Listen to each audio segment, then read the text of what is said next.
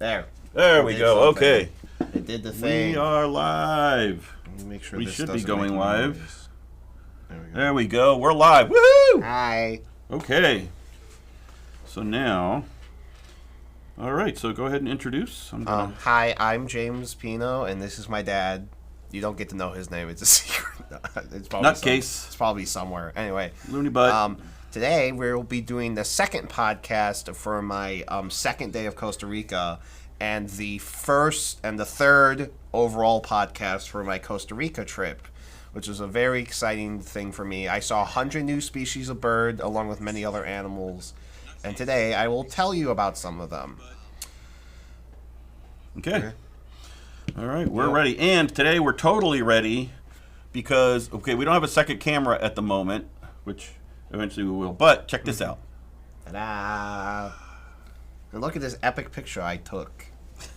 I don't know, I like that picture. I don't know, I just use it as a background. Anyway, all right. So, obviously, the last time if you were here, we talked about the river tour, which was very exciting, and especially the Basilisk Lizards video. I would recommend checking out that podcast if you haven't already. That's how you plug things, right? I have to have sparkling juice or I'll dehydrate. Did I yes. plug it right? Okay. Plugged it properly. Yes, Yay, yes. okay. We will put a thing but to anyway, that. Yes. So the rest of the day was also very exciting. So that morning on the hotel balcony, I saw 20 new birds in 20 minutes. That was the exciting. That was the part I kind of alluded to last time, Mm-hmm. which I wasn't supposed to because it was for this time. Yeah. So now, 22 birds in 18 minutes. 20 in 20. 20 in 20. You took 2 from the minutes and put them in the birds. Hey, it's the law of distribution. That's not how that works. Anyway. Also, technically, I saw one of those birds yesterday, but I heard I'm saying 20 and 20 because that sounds better. Okay. Marketing, I don't know. Anyway. Okay. And the hotel was great. The first 2 birds today were seen at the hotel that we're going to talk about. And then 2 of the birds next time were also birds that I saw at the hotel. So, yes. Cool. Anyway, also, I'll definitely be talking about some of the birds I saw there in my LinkedIn posts. Yes. So make sure there is a link in the description below the video of his LinkedIn profile. Yeah. So, click there. Yes. But also, at the end of the day, we went to a waterfall, which I have a nice picture here. I like how everyone's looking at the waterfall, and I like looking at this little, cave area. Okay. With, this little, I don't know, indent in the rock where there's some extra water. But anyway, this was La Fortuna Waterfall. Oh. It is a waterfall that is 246 feet tall, which that's a little tall. Nice. Also, fun fact, its water flows from the Arenal volcano region, area. It's right next. I don't know if it's technically exactly from that volcano, which is where I went to the first day. And then earlier on the second day, I went to the Rio Frio, which is where this water flows to. So it's all connected and nature and some deep, meaningful thing there. Cool. Anyway, yeah. But in order to, so this view from the waterfall is from the top. The view from the last slide is from the bottom. Okay. Which to get to the bottom is a 500 steps at up to a 45-degree angle. So going down's not that bad. Going down sucks. When you have bad knees, bad back, and bad ankles, going down No, they sucks. say straight up, if you have anything bad about your body, don't go down. You will not make it back up. I'll wait here. You all go. Okay, so I'm a somewhat fit 21-year-old. Well, almost 21. And down a third of a tree yesterday. Yeah. Well, you did most of it, but yeah. With no major health issues. I used to have asthma as a kid, but that's basically gone. Yeah, that's fine. It's not, it's some weird thing, it can, it's whatever. Anyway, I'm trying to give... Yeah, reference. Yeah. But in order, and going through 2 whole water bottles and multiple breaks to get back up. Yeah. And at the top, I was almost dead. Okay.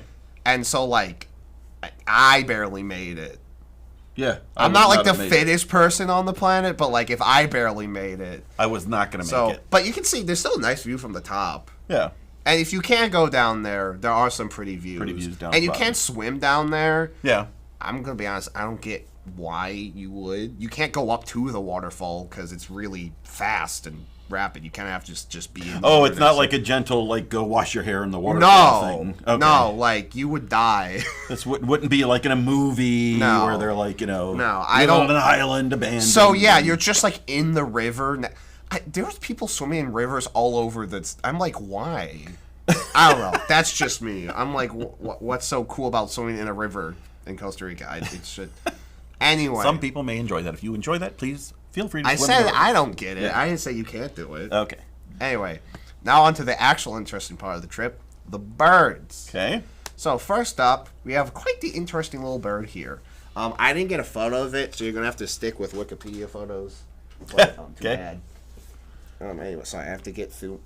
I put them all in this elephant, but the stuffed animals. Elephant. This is the buff-throated saltator, which the figure doesn't really have the buff throat, but it's close enough. And I got it there in Costa Rica, so like I'm supporting local craftsmanship or something. Yeah. Yeah. Or so I gotta say cool. I'm saying or something. Yeah. Anyway, so this is the buff-throated saltator. Scientific name, Saltator maximus. So he's the cool one, I guess. Yeah. Class Avis, because he's a bird. Okay. Order Passeriformes, which is basically just songbirds. Okay. For once, like basically all the birds you think are related are related. I know, crazy, right? And then this is in the Tanger family. So things like we have like in like the Chicagoland area, we'll get a couple tanagers over the tanagers, however you say it, over the summer, like the summer tanger and the scarlet tanger. So this is related to them, though it's in its own genus called Saltator, and it's related to all the other Saltators. So these are saltators? Yeah. So here, let me switch to us. Yeah. Okay, so we can talk about the book now. Yeah. So this. And the one we'll talk about's right there, by the way. Okay.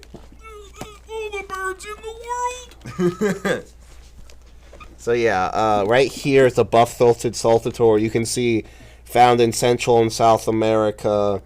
And also, a lot of birds seem, even if they're not, like, in this... I think it's, like, savanna, or, like, so they skip this part, and they're in rainforest, and then they're in the little coastal rainforest right here. But anyway, buff-throated saltador, you can see they have the buff throat, and then you can see has lots of relatives that are also saltadors, even if they don't have the name, necessarily. Like, this one is a grosbeak name, but they all look pretty similar. And if you're following along in All the Birds of the World, this is pages... 811. 810 and 811. Yeah. Yeah. So yeah. Anyway, this is not a huge Put bird. a top-down camera right there. 7.9 inches long, so not horribly long, and it can weigh 1.5 to 1.8 ounces. Okay.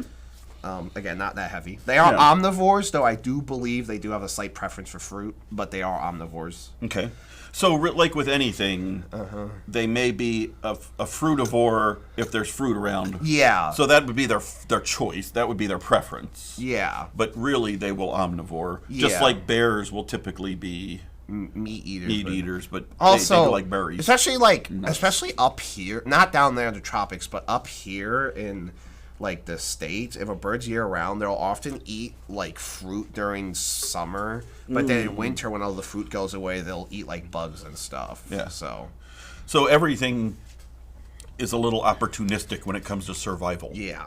So when somebody says something's a carnivore, an herbivore, a fruitivore, a pescivore, an insectivore, is there anything that's like, I'm eating insects and that's it? Koalas will only eat eucalyptus leaves. So they're only leafivores.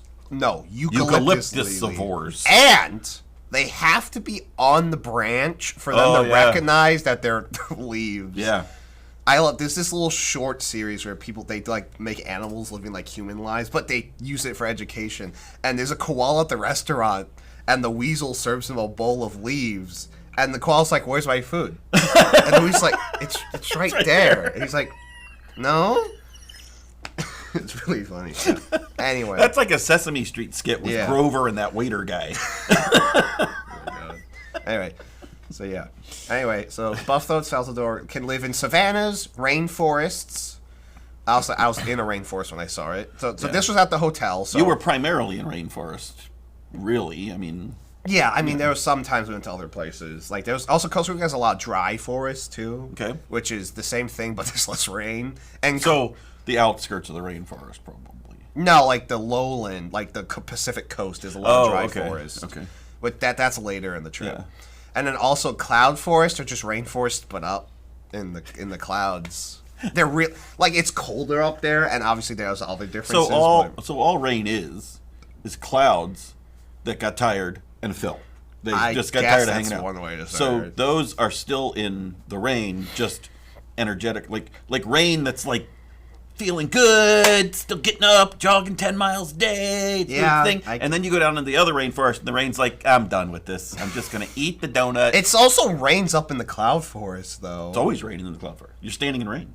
Actually, when I was there, it actually didn't rain. Like, wasn't it like misty? I mean, aren't you constantly damp? A little bit. Because you're in a cloud. Yeah. I mean, but so it's just rain that's not moving. Surprisingly, it barely rained on my trip. Maybe it's sleepy rain. Maybe clouds are sleepy rain. This is why you're not part of the scientific community. You're not helpful.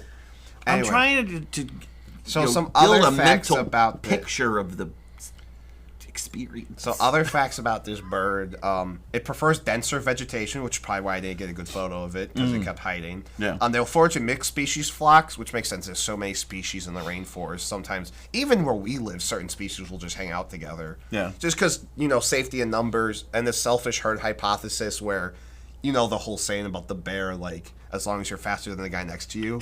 That's literally a scientific theorem called the selfish herd hypothesis, yeah. That's literally that's just how science works.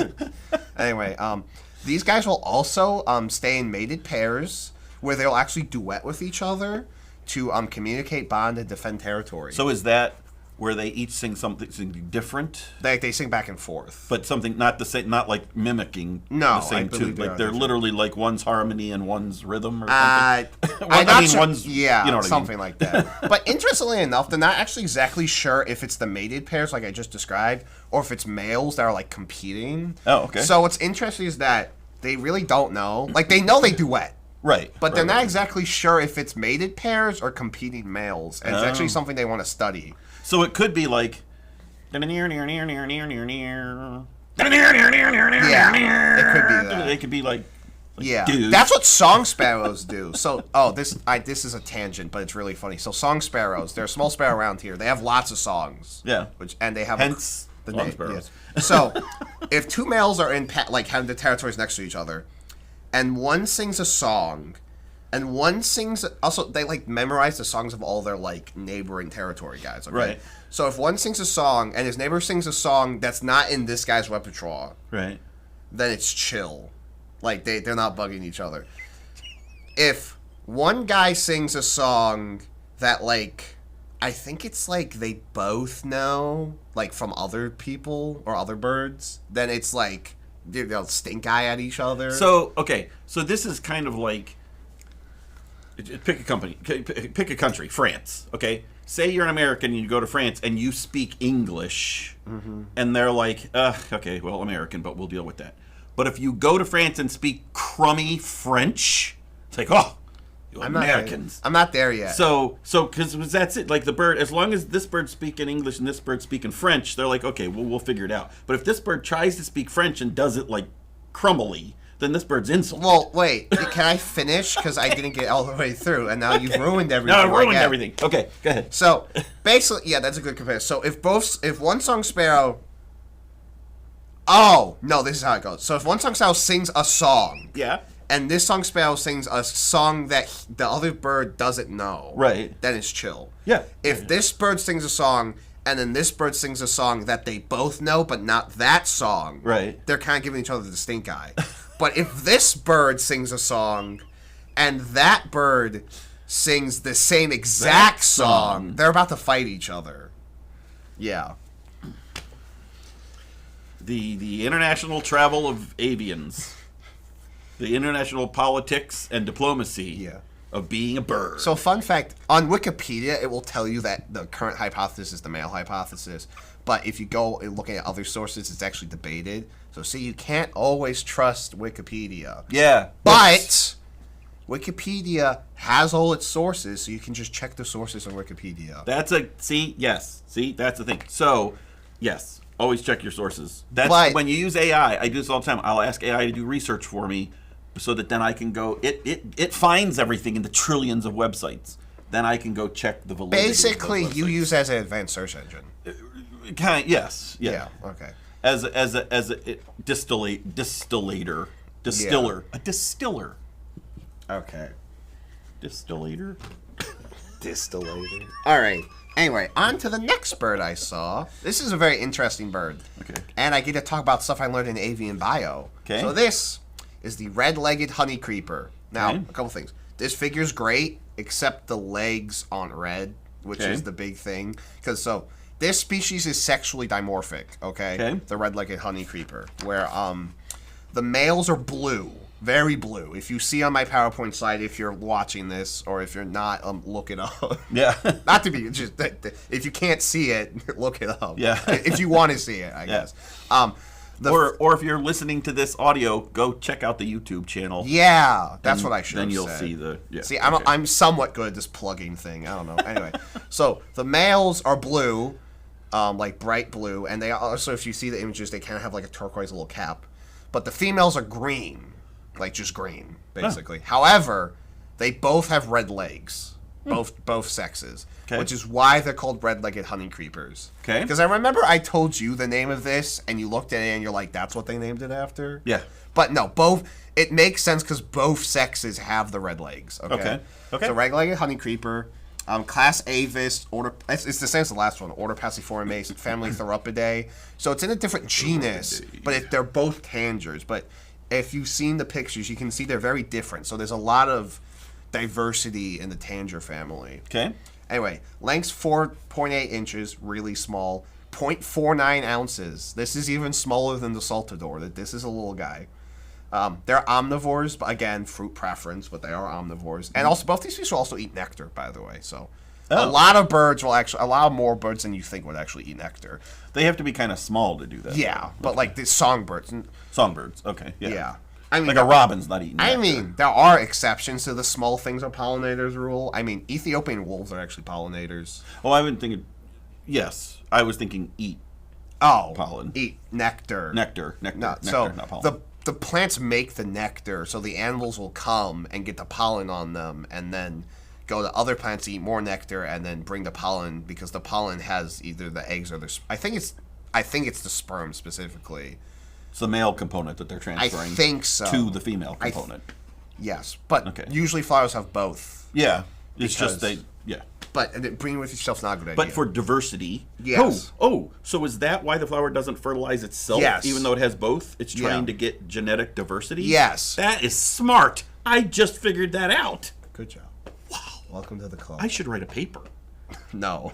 Absolutely not. Do not write a paper. I'm like, I never thought about that. The flower has both parts, so the flower could just be like, I got this. But for genetic diversity, that's amazing. Good job. I will catch up eventually. Up. I'm learning. I'm learning. So this guy lives in habitats, rainforest, dry forest, like I was talking about, along rivers, and then mountains, islands, urban, and rural places. Okay. And islands, so it's found in Central and South America. It is found in some of the Caribbean, including Cuba. Okay. But it might be introduced there.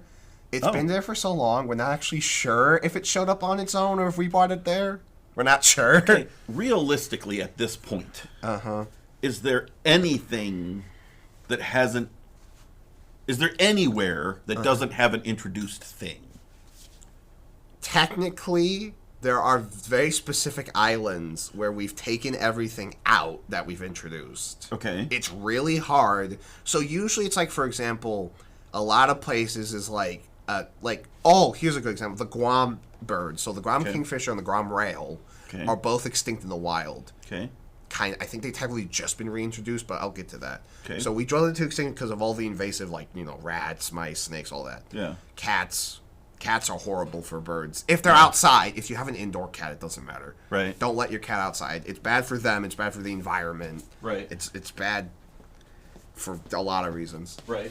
But anyway, back to the side tangent from the side tangent of the side tangent. So basically, like, Guam is still, like, they can't fix, like, for now they can't fix it. There's too many animals. Okay. However, there's lots of tiny little islands. We're talking, like, spits of land here. Okay. Might be, like, a couple 100 feet wide, or, like, smaller islands off the main island, where they've managed to clear out all the invasives, because, they physically can. Okay. And then they will introduce those animals there. So, yes. And then Galapagos is actually, a lot of the islands were a lot closer to getting rid of a lot more. Because Galapagos, it's basically like 97% nature preserve. There's a lot more focus on that. Oh, yeah. So Galapagos things currently aren't, because there's such good control, they're really preventing new introductions. Yes. A lot of places are getting better at preventing new introductions. Okay. But the problem is a lot of them, the introductions have already been done. Yeah. And lots of species have... I mean, the back of this bird book is just tons of island species that have gone extinct, unfortunately. Yeah. And there's some other extinctions and stuff. Right. But let's not talk about that. That's too depressing. Yeah. That's a different podcast. Different podcast. That's the sad podcast. Yeah. Anyway. But... Oh, and I don't know if I ever showed him a good picture. So I was talking about sexual dimorphism, and this is very interesting. So you might see here there's 2 pictures of the male on my PowerPoint slide. There's the male that looks like that, blue and black. Okay. But then this other picture of the male is blue with green wings. That Okay. looks like the female. Why is that? So this is because they molt. So technically, the full blue-black, which is what I saw in Costa Rica, by the way, is breeding season plumage. Okay. But the green-winged one is actually their eclipse or non-breeding plumage. So this is a strategy called the simple alternate strategy. Okay. Where basically during the breeding season they have breeding feathers, and during the non-breeding season they molt into the non-breeding feathers, and in the breeding season they molt back again. Okay. So. And are they more camouflaged during non-breeding season? Maybe? Yes, because they don't have. So the thing is that male birds are showy during the breeding season, even at a risk to themselves because they're easier to see, in order to impress the female. Okay. But if you don't need to be doing that, there's no reason to do that. Why so risk they'll it? molt into a more disguised plumage, yes. Okay. Awesome. Now, the females and juveniles, they have to go through some juvenile molt before they get to the adult molt. Right. So basically, they grow their feathers in. Right. And then, they molt them into adult molt. So, yeah. Okay. But the females might only... I'm not sure about this species specifically, but other birds that aren't sexually dimorphic, which we'll get to later, will just molt, once a year. Okay. Also, so example, when these guys molt, they're probably going to, blow all their feathers. Like a husky. Yeah, and then blow them husky back. blowing However, out. a lot of birds, if they're not really sexually dimorphic, or if they can, because it's not for the breeding season, they'll molt more slowly over time in order to prevent any negative effects for flying or anything like that. Okay. Because obviously you want to be able to fly if you're a bird Right. that flies. Right. I'm not saying emus suck. That's Right. not what I'm saying. I'm just saying It's insulted every ostrich on the planet. They have now unsubscribed from our channel.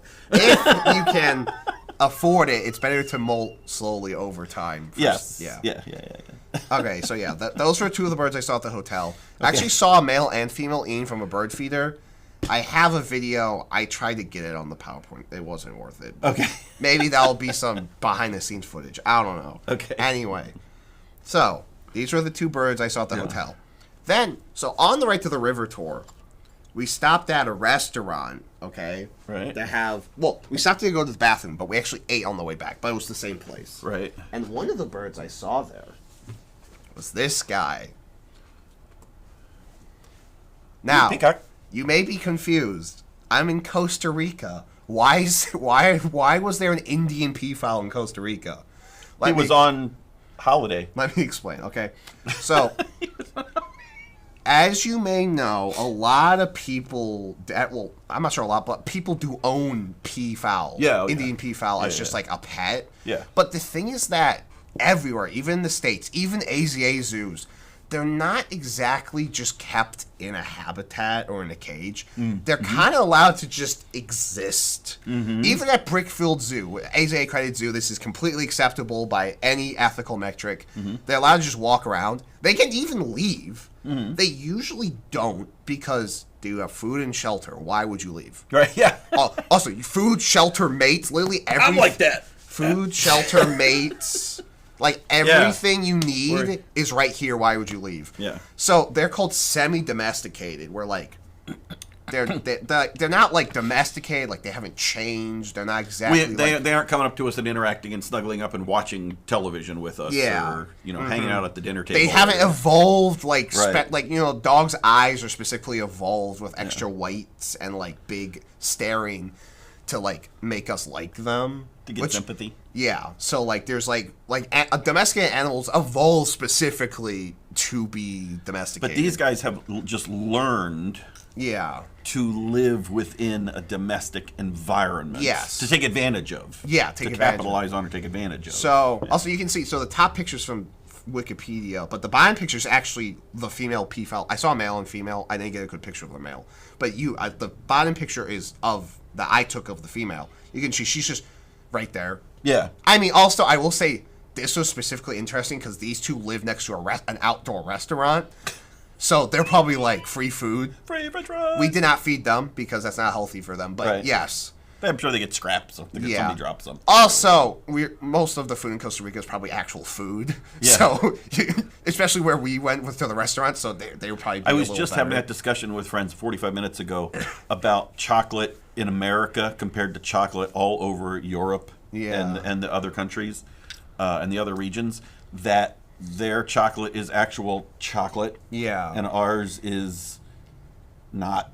Yeah. Really. So people come from overseas and eat our chocolate, and they're like, "What is this?" Yeah, actually, they talked about this because the next day I went on a chocolate tour because they grow a lot of chocolate in Costa Rica, right? And a lot of American chocolate is made with like palm oil butter, which tastes worse, is way worse for the environment because usually it's grown a lot less ethically. Yeah. And there's so many. It's less healthy.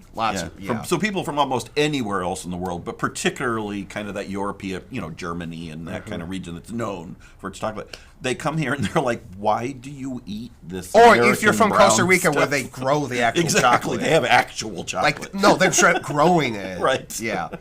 Anyway, so why am I talking about this bird if it was something? Well, the thing is that they're kind of counted as wild, and so eBird counts them as escapees, even though I don't think technically I don't think this was actually an escapee, but right.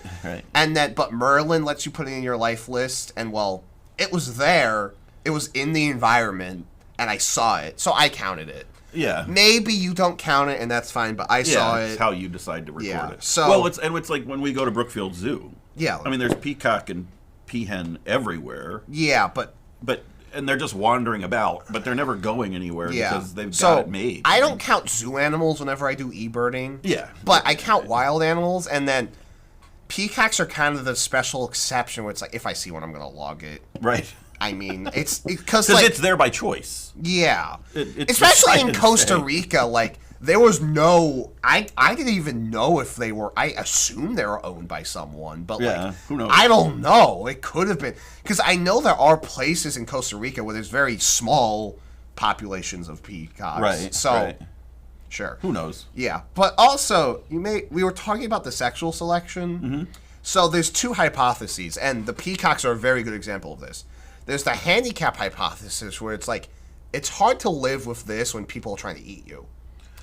So if you can live with this handicap, you must be a good mate. Yeah, a pretty good mate. Yeah. And you have good genes. It's specifically the genetic quality. Yeah. However, that one's a little more debated. Yeah. The one that's less controversial is just runaway hypothesis, where whether for this reason or just because the females like it, the females mate with guys with bigger tails. So then the ones with bigger tails survive and pass on their genes. So there's more guys with bigger tails, and it just cyclones. Yeah. That's why you can get these. This is one. I don't know what insect it was. Maybe it'll be another podcast episode where like they have these eyes on their stalks that just go like this. Yeah. And there's no use for this. There's no evolutionary the girls advantage. just think it's hot. Yes, that's what it. Anyway, so it's kind of like selective survival of the fittest, but purely for aesthetic reasons. Okay, so let's... Oh, the honey creeper, by the way, is in this book. I opened it, but I forgot to show you right there, honey creeper. Okay. You can see some of its relatives. What's that page? 809. 809. It was page right. 809. It was right next to the other ones, but yeah. Anyway, let me go find the peafowl real quick. Also, I forgot to talk about ranges in the last podcast, but they all live in like Central America. Obviously, I was in Central America. So this is equivalent, possibly, that theory is, to women who say he's got to be 6 foot. Yes. Or I won't date a man that's 5'11" 3/4. Yeah. Gotta be 6 foot. That's what this. That's how peacocks might survive. Where in this book is the... Like, where did they put the... Oh, okay. Page 40 is when the... Oh, here we go. I just opened it randomly. I'm a professional. Look at that. So, This is Indian a really cool book how peafowl. it's referenced. They live on the Indian subcontinent. They go. They're omnivores. They can weigh 9 to 11.5 pounds and be 3'4" to 3'10". So these are all kind of related to peafowls and peahens. This Yes, page and there's is- other species here, including the Yeah. green peafowl, which I've seen at a zoo once. Are very pretty. And then some adjacent are like partridges and arguses and stuff like that. And the Congo peafowl is not in the same genus, but it's similar. Okay. We'll put up a second camera. They so also you can get a better live. look at So this next Indian time. peafowl live on the Indian subcontinent, and then the island of Sri Lanka, which is right off the Indian subcontinent. Yeah. They live in rainforest, dry forests, mountains, islands, urban, and rural areas. So Okay. a lot of animals in this day and age will probably be in at least rural, if not rural, and urban areas. Yeah. Especially birds, because birds just are very adaptable. Class Avis, order Gualiformes, which is most land fowl, game fowl, stuff like that.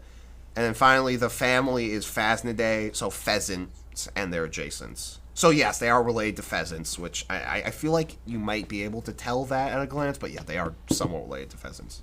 I was just checking audio. Oh, all right. So, I know last podcast was all about the river tour. Yeah. But on Easter, I got a new animal, and it was on the river tour, and I got a lot of good pictures, so we're going to talk about it. Okay. So, if you wanted more than just the river tour, too bad. More river tour. More river tour. can't escape. This is the black crown night heron.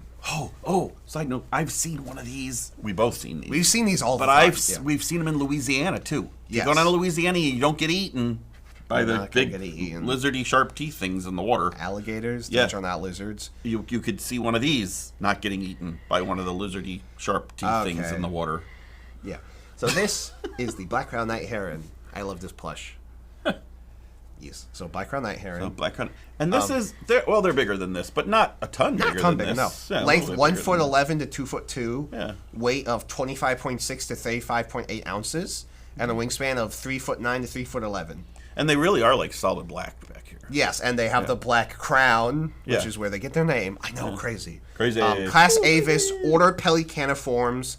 A lot of the water birds that eat fish, including pelicans, are in this order. And their legs, this is pretty proportionate. I Yeah. mean, they do have pretty. I have a picture here from Wikipedia too. Yeah, here. And then the Oh, diet, then family Aridae, which is herons. Okay. Okay, diet piscivore, and As opposed to egrets. no, egrets are actually herons. So herons aren't egrets, but egrets are herons. Yeah, actually, I think if they're just called an egret if they're usually all white. I think that's the only reason. Okay. I don't actually think there's really much of a yeah. Okay. So Sorry, detour. egrets are just heron species that are usually all white. Because great blue herons have white morphs, by the way. Oh. We don't see them; they're not around here. Okay. But there are places where great blue herons can legit just be pure white. Oh, nice. So if you're trying to ID birds, it's probably not helpful. Okay. Sorry, But anyway, distraction. Speaking of herons, 7 species of heron are 7 of the 12 species in the world that can bait fish. Which, it's using bait to catch fish. I don't want to talk about that in depth because I want to do a Crazy Bird podcast about specifically hunting strategies. Okay. And so that'll be a great one. Yeah. And that's when we'll talk about the great egret. Oh, okay. I could have said I was debating using this one and using the great egret for this podcast, but I got a lot better photos from the trip, so Yeah. I figured I should talk about this one here. Okay. And then so great egret fish bait, part of a future Crazy Bird podcast plug.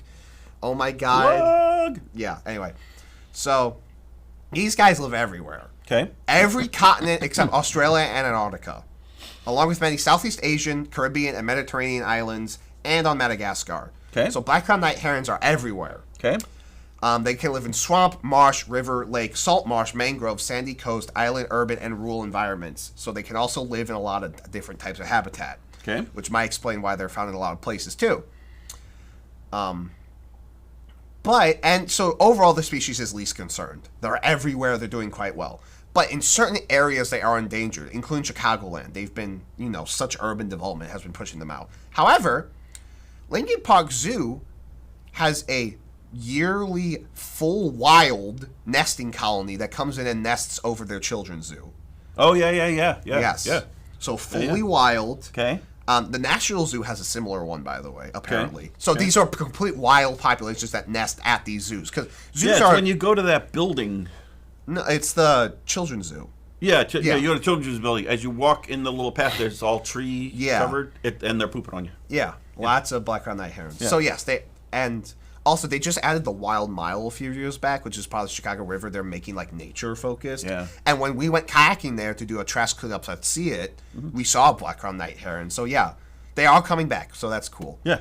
And then so yeah, that's cool. You can yeah. Also, like, I went there once with Cosley Zoo when I was a junior keeper for, like, a special event. And, like, in the main pond, there was, like, 5 juvenile black-crowned night herons. Because it was, like, late in the summer. Yeah. There was a lot of juvenile black-crowned night herons. Nice. So, speaking of that, here are some of the images I got from Costa Rica. So, I actually got this kind of cool collage of, like, how they grow. Yeah. So, I was talking about the stepwise molt, where, like, they molt feathers over the year. So, you can kind of see... That even happens when they go from adult to juvenile. Juvenile to adult. Adult to juvenile. Wrong way. Wrong way. Fountain of avian youth. No, yeah. So you can see they start brown with white spots. Right. And then kind of go to brown with the black. Then the black clat comes in, and then the brown disappears, and then finally you get the adult. That's cool. So yeah. Did you take all those? Yes. These are the 4 black. You got to see all the stages. I saw all these stages in like the first 5 minutes of the trip, and then of this boat ride. And then I saw no more black-crowned night herons the rest of the boat ride. So the first one went out, and then he was like, "All right, Bob, come on, you're up." I think the order was like that one. Okay, they can't see what you're pointing at, but number second, 2, number 4, number 3, number 1. It was, but yeah. So I have this cool collage here. That is totally cool. Yeah. Oh, neat. And it's also cool that like we have them in Chicago. And I saw them in Costa Rica. Yeah, we've seen them pretty much everywhere you've gone except the Galapagos. We saw them in Louisiana. We saw them. I didn't see any, but they might be found in the Galapagos. Let me look this up real quick. Okay. To the interwebs. It's still going to show them that picture. That's fine. Yeah. Just in case something random pops up. That's like, you want single girls in your area? No. I want to see birds. Dang it. Night. Black-crowned night.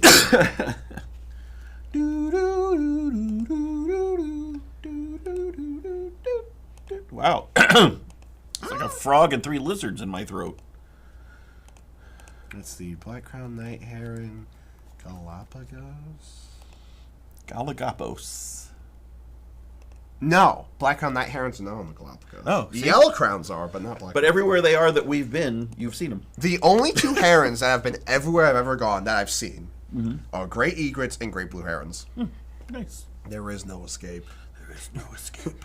Yeah, and then we'll show in the book. So I believe herons are going to be. That's doves. I don't want to see doves. I want to see herons. That's grebes. Grebes. Okay, where's herons? Yes. Okay, so 205, 207. Okay. See all the great little referencey things in this book. Yeah, the covers are just like shows you the categories. So, okay. These are some of the herons, so it'll be this page most likely, or that page. Oh, right here. Okay. Scientific name, Nycticorax. I should probably maybe I should put what the names mean. All right, that's a future idea. Anyway, so yeah, black-crowned night heron, very cool. Now I know I talked about. If you have this book, this is like a little college course you could follow along in your textbook. So I know we've talked about a lot of birds on this podcast today. It's 4 birds. Yeah. So I figured you guys want to hear about something else. And as you can see, the shirt. Sloth! Time to talk about a sloth. Slothing around. Sloth. So this is not the sloth you're probably used to seeing. This is Hoffman's two-toed sloth, the other species of sloth found in Costa Rica. Coluppus hoffmanni, named after the guy who found it, because him and Linnaeus, who named the other type of two-toed sloth, just named everything after themselves. Yeah. I don't know if it was an eagle thing. I don't know if they were competing. Probably both. Anyway, so this is a two-toed sloth. You can tell because he has. It says 2 toes. Oh, these two are. Oh, they're kind of. Oh, magnet. Oh, look at that. I'm surprised they let that. So you can hang on things. I'm surprised they let that through It's customs. pretty small. Anyway, It's going to take down the plane with a magnet that won't even stick to itself. Yeah. Okay. So, mammal, order Pelosa, family, Coloepodidae, which is two-toed sloths. All right. So, length, 1'9" and 2'4", weight, 4.6 to 19.8 pounds. So, pretty normal sloth size. Diet, folivore, so they only eat leaves. Range from Central America to South America, include from Central Honduras to Northern Peru-ish. I was kind of giving a guesstimate, but so yeah. And then they can live in rainforest, dry forest, and cloud forest, which I saw them in both. So this day, I saw one at the waterfall. Okay. It was on the bridge to get to the property so that you could go down to the waterfall. So that way they could make sure you paid because there's a bridge. There's a bridge with a troll. Even though, yeah. And a gatekeeper. Well, the gatekeeper was a sloth. Was a which sloth. was very cute. I'm going to need you to pay your toll. It was a real backup at the bridge. Well, yeah, because we're all taking pictures of the sloth. Because apparently some people never see a sloth when they go to Costa Rica, and we saw 6. I also saw, including a baby. I saw another one at the chocolate tour, and then another one in a tree at the night tour. So, and also, these guys are the ones you see in the mountains, not the 3 toads. But you see the 3 and the 2 toads in the lowlands. So, Nice. yes. And then 2 toads, and also the guy I was talking about. They're known because of they have a skin mask looking face. It looks like they're wearing a white skin mask. I'm like, Creepy. I'm like, he's not Michael Myers. What are you talking about? From Halloween, that's his thing. My friends are really into horror, and we play a game with them, so I know what they are. But yeah, so I'm like, to me, more useful, especially in this figure. Plus, you can see they kind of have a pig nose. The 2-toed sloths kind of have a pig nose, while the 3-toed sloths don't. So that's that's one of the ways you can tell. Also, I feel like the 3-toed sloths tend to be a lot brighter. They're tan.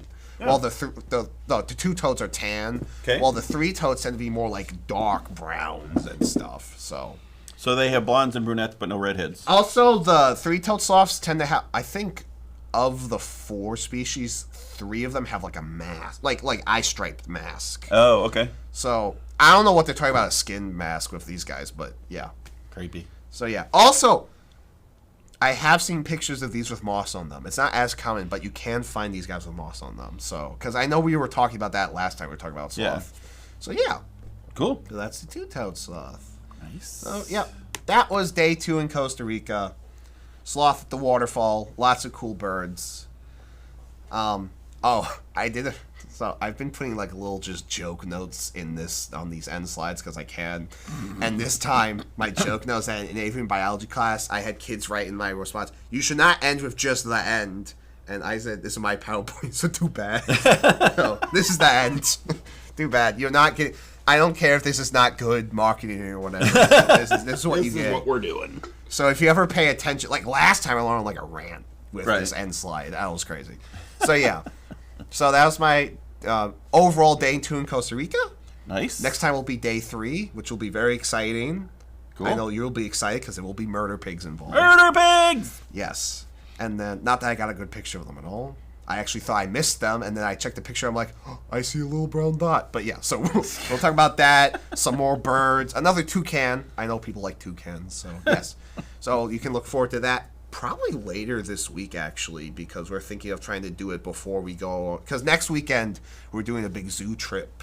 Yeah. So we're going to hit a couple zoos in southern Illinois. So cool. Yeah. So probably later this week, we'll do another podcast. Yeah. All right. Thanks, everyone. Bye. I'm going to go in stream. Hang on a second. Bye. Pinos. Out.